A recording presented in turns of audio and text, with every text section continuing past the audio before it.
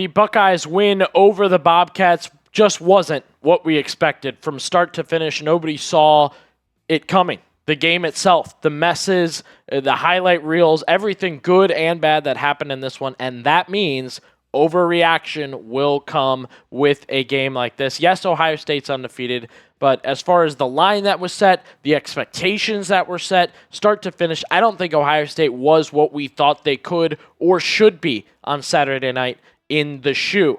We will take those overreactions and go forward, but first, did this change the Buckeyes' ranking for you? They were the number one team in the country coming into this game with the way they played. We already got some chirping from the Michigan fans in our watch party chat.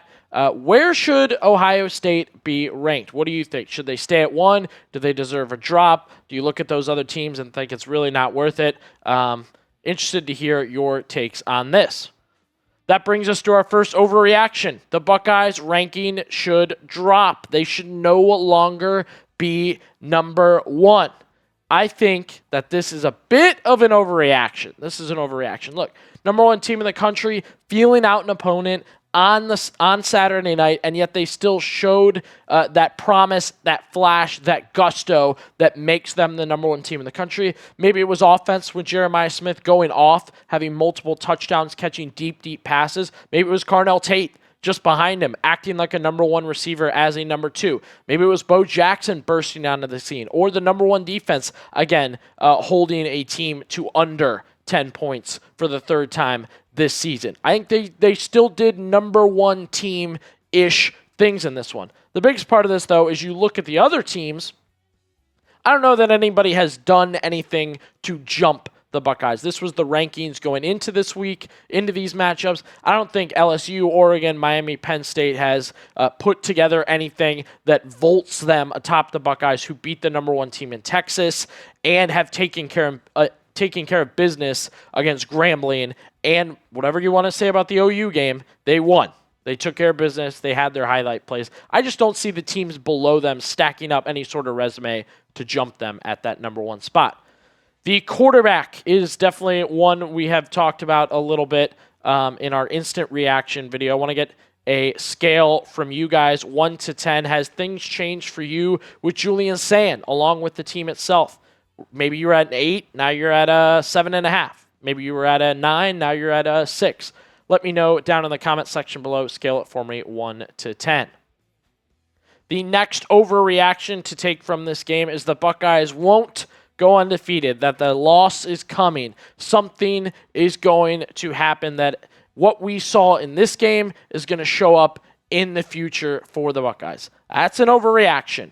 We've watched a very good team the past 2 weeks, and I think we're going to watch a very good team as the season progresses. You had a night game. You had a very odd opponent. I think if you look at your upcoming schedule, I predicted a loss in these games. I take it back now.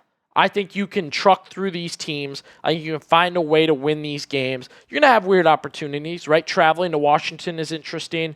Minnesota is always a physical team. Illinois is rising up the rankings. Then you're dealing with bye weeks here and there. You're at Wisconsin. You're looking ahead to Penn State. Purdue's too easy. You thought UCLA was a bigger challenge. They're not. Rutgers, you might sleep on them before Michigan. I think there's opportunities to lose, certainly, but I think you have a better chance at this point with the way you played of going undefeated rather than taking a loss or two just because of how you played against Ohio. This Ohio State hoodie right now was $85, now $44. Chatsports.com/OSU hoodie. When I see a deal like this, get excited, make sure to show you guys, let you guys know about it. We don't know how long a sale like this can last, so you want to jump on that, chatsports.com/OSU hoodie. I think it has a great look to it and a great deal to it. That's why you want to jump on that right now. Bo Jackson needs more carries. This is the hot name for the Buckeyes right now, and it's hard to be a hot name on a team that's well-established and has Heisman candidates and has big names all over the place, but Bo is somehow sticking out amongst everything happening with the Buckeyes. We debated if he should be mixed in with the starters a little bit. Now we're talking about more carries in general. Look, I think this is a proper reaction. He needs more carries. Get Bo the ball. Every time he has it, he looks like he's about to break a big one, and in the process is at least picking up first downs and moving your offense forward. Starting running back 2, running back 3, whatever gets him the ball, whatever has the ball in Bo Jackson's hands and has him streaking up the sideline like he got so close to breaking the big one against Ohio and still ran the ball very, very well. 2 straight games with over 100 yards and under 10 carries doing so. Get Bo the ball. It's not that hard to figure out. Let's get that done. I think it's a proper reaction to require more carries for Bo Jackson.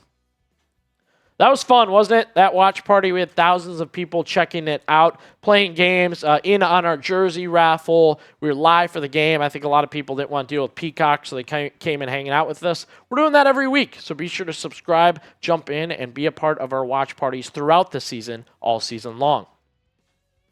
Ryan Day needs to go back to play calling for the Buckeyes. It's been 2 years, essentially. You have Hartline this year, Kelly last year, then it was Ryan Day. I think this is an overreaction. We don't fully know how much say Ryan Day has in play calling. I think Hartline does most of it, and Ryan Day kind of has his say or vetoes and here or there, but I think 1 week should not say to you that something major needs to happen with the play calling. Okay, the Buckeyes have given Brian Hartline a great opportunity, and I think he's done a good job with it so far. Some messy things happened today. I think there's some moments where you're not going to your bread and butter, making the most of your weapons and just trudging down the field like you should. But I'm not ripping the playbook away from Brian Hartline, who waited a long time for this, by the way, and handing it back to Ryan Day. And that's a big step for Ryan Day, too, to all of a sudden go back to play calling on top of what he's doing. Bit of an overreaction to all of a sudden think that we're just resorting to that. Who had a better performance for the Buckeyes today? We saw some really awesome highlights from Jeremiah Smith on offense, but once again, defense feels like the best defense in the country for a reason. They kept Ohio under 10 points once again. They had some really nice plays. Arvell Reese was all over the place. Type O for offense or D for defense. Let me know what you think. No changes needed. The Buckeyes will figure it out. They'll make it happen. They were cruising before. This isn't that big a speed bump or any sort of major speed bump. I think this is an underreaction. I really do. I think you have to take what you saw against Ohio and accordingly change things. Figure out a way to adapt throughout the season because of what happened. Don't freak out. Don't overreact, like I said, but you do want to assess what is happening. Don't strip play calls from Brian Hartline. Figure out how you can improve. Don't bench C.J. Donaldson and James Peoples. Just get Bo Jackson more involved in the offense.